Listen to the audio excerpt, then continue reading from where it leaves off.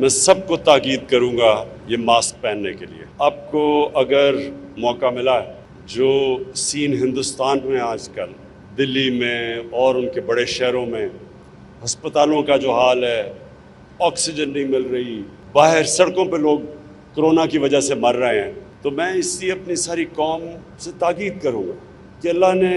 ہمیں پہلے دو جو کرونا کے ویوز آئے بنسبت باقی دنیا کی، اللہ نے ہمارے پہ بہت کرم کیا، اور اب ہم تیسرے ایک بڑے خطرناک ویو میں، اور اگر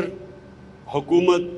اپنی کیپیسٹی دگنی نہ کرتی، یعنی ہسپتالوں میں کیپیسٹی بڑھاتی، آکسیجن کی کیپیسٹی دگنی نہ کرتی، تو آج ہمارے بھی وہی حالات ہونے تھے جو آج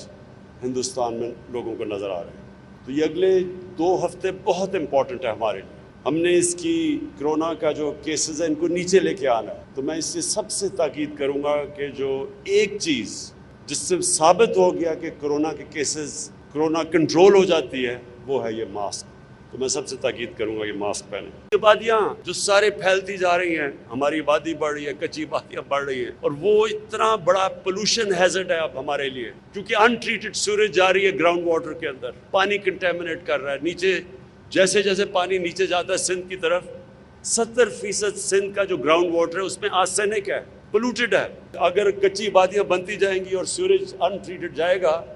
آخر تو اس کا نقصان ہوگا، ہمیں ہی ہوگا. اس لیے کچی آبادیاں انشاءاللہ ان کے لیے ہمارا ایک اور پلان بنا ہوا ہے. ہم نے جو ماڈل جو ترکی میں استعمال کیا گیا، ملیشیا میں، انشاءاللہ اس ماڈل کے ذریعے ہم سارا رینیو کریں گے، کچی آبادیوں کو چینج کریں گے، کیونکہ وہ سارے علاقوں کے اندر، جس طرح کراچی، آدھا کراچی کچی آبادی ہے، تو اس کے لیے پورا پلان بنا رہے ہیں کہ کچی آبادیوں کو کنورٹ کریں، انہی لوگوں کو مالکانہ حقوق دیں، انہی لوگوں کو جس طرح یہ گھر دے رہے ہیں، سیوریج، پانی، بجلی، سب کچھ دے، ان کے پاس مالکانہ حقوق آئیں اور وہ علاقہ بھی تبدیل ہو جائے اور گورنمنٹ بھی پیسے بنائے.